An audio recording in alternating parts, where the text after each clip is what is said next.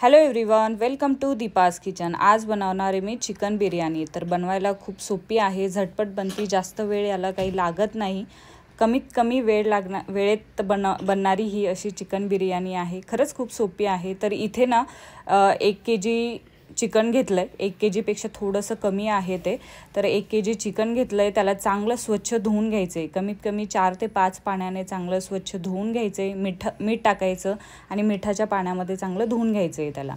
त्याच्यानंतर इथे ना मी त्याच्यामध्ये पेस्ट बनवते आहे। तर अद्रक आणि लसणची पेस्ट बनवते आहे। तर म्हणजे तुमच्याकडे रेडीमेड पेस्ट असेल तर तुम्ही तीही वापरू शकता, पण माझ्याकडे नव्हती तर त्याच्यामुळे मी मस्त अद्रक आणि लसणची पेस्ट बनवली ताजीवाली। तर त्याच्यामध्ये मी काही मसाले म्हणजे चिकन जे आहे तर ते मुरण्यासाठी त्याच्यामध्ये छान असे मसाले टाकते आहे। तर 1 लिंबाचा रस टाकायचा आहे, 4 हिरव्या मिरच्या टाकायच्या आहे। तर मिरचीला चांगलं म्हणजे मध्ये चिरून घ्यायचं आहे, नंतर रस टाकायचं आहे। आणि त्याच्यानंतर बदाम टाकायचे 5, काजू टाकलेत 5 आणि अद्रक लसणचं जे पेस्ट बनवलं होतं ना आपण ते टाकायचं आहे। आणि घरी बनवलेला मसाला म्हणजे खोबरं, धणे, खसखस हे जे भाजून घेतलेलं असतं ना कांदा, तर तो मसाला तिथे टाकायचा आहे 2 चम्मच। आणि त्याच्यानंतर हळद टाकायची आहे, तिखट मिरची पावडर टाकायची आहे, कमीत कमी मी इथे 2 चम्मच टाकली आहे। तर तुम्ही तुमच्या चवीनुसार टाकू शकता, कमी जास्त करू शकता।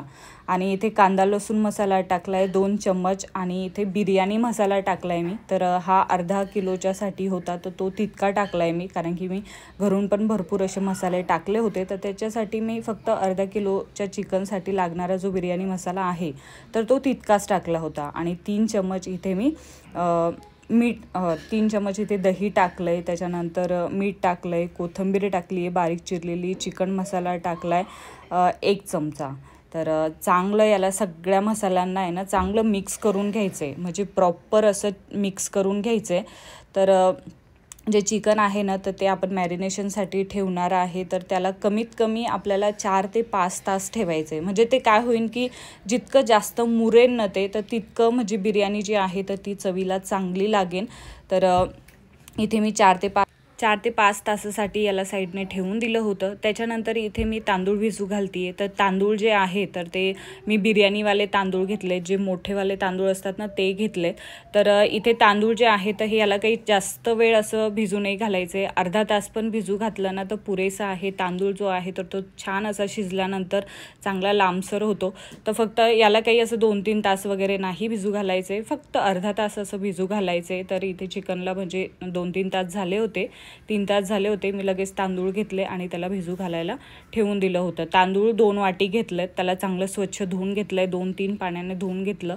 त्याच्यानंतर त्याच्यामध्ये पाणी टाकलं आहे आणि अर्ध्या तासासाठी त्याला साईडने ठेवून द्यायचं आहे। तर तांदूळ जसं मी सांगितलं की तांदूळ छान फुलतो, लांब लांब होतो, तर याच्यासाठी की फक्त आपण त्याला अर्धा तास ठेवलं आहे। तर इथे मी एका साईडने पूर्ण कांदा जो आहे तर तळून घेते आहे। तर 4 ते 5 मोठ्या साईजचे कांदे घेतले, त्याला बारीक असे स्लाईसमध्ये त्याला कट करून घेतलं आहे।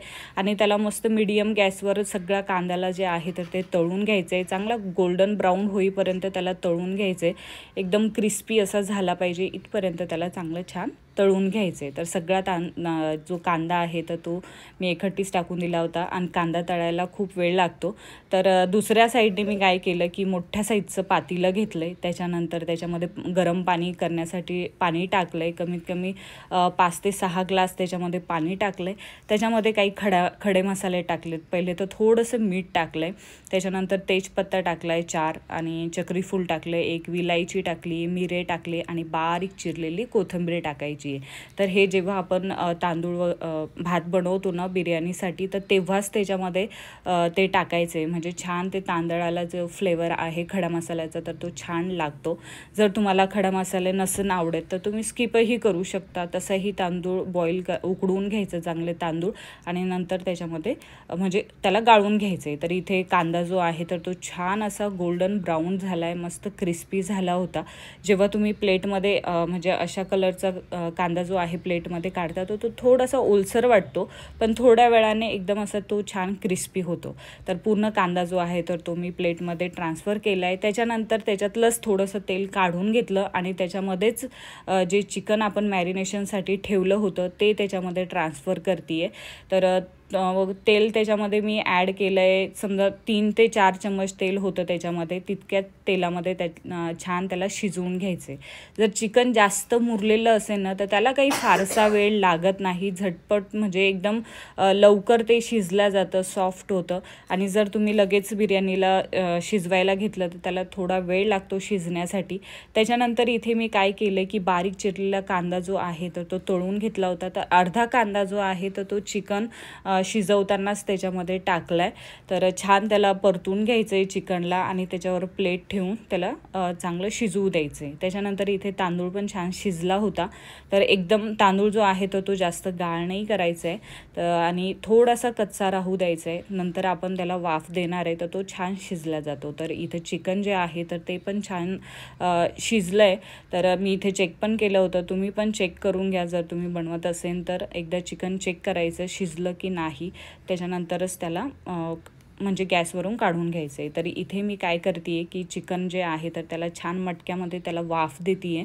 तर पहिले मी जे चिकनचं जे पाणी आहे, रस्सा जो आहे तो खाली टाकते आहे आणि त्याच्यानंतर जो भात आपण चाळणीमध्ये ठेवलेला होता गाळून तर तो त्याच्यामध्ये ट्रान्सफर करायचा आहे. मसाल्यासकट तुम्ही मसाले काढून घेतले असतील तर तरी चालतात, म्हणजे एखाद्या गाळणीने काढून घ्यायचे जर तुम्हाला आवडत नसेल तर. त्याच्यानंतर त्याच्यावर भात टाकला छान. त्याच्यानंतर त्याच्यावर जो तळलेला कांदा होता तो टाकला आहे आणि बारीक चिरलेली कोथिंबीर टाकली आहे आणि त्याच्यावर जे केसरचं दूध होतं ना, मी 1-2 तासा अगोदरच केसर जे आहे तर ते भिजू घातलं होतं दुधामध्ये.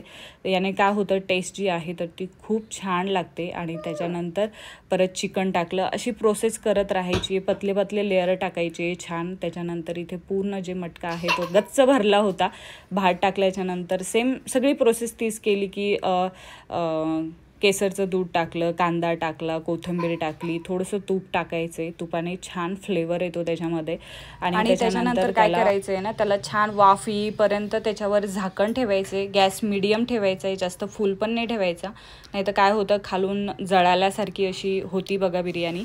तर पूर्ण बिर्याणी जी आहे तर ती बनवून तयार झाली आहे. तर कसा व्हिडिओ वाटला ते मला नक्की कमेंटमध्ये सांगा आणि प्लीज चॅनलला सबस्क्राईब करण्याचं विसरू नका आणि व्हिडिओला पण लाईक करा. स्वस्त रहा, मस्त रहा, चांगलं जेवण करा. Thank you, bye bye.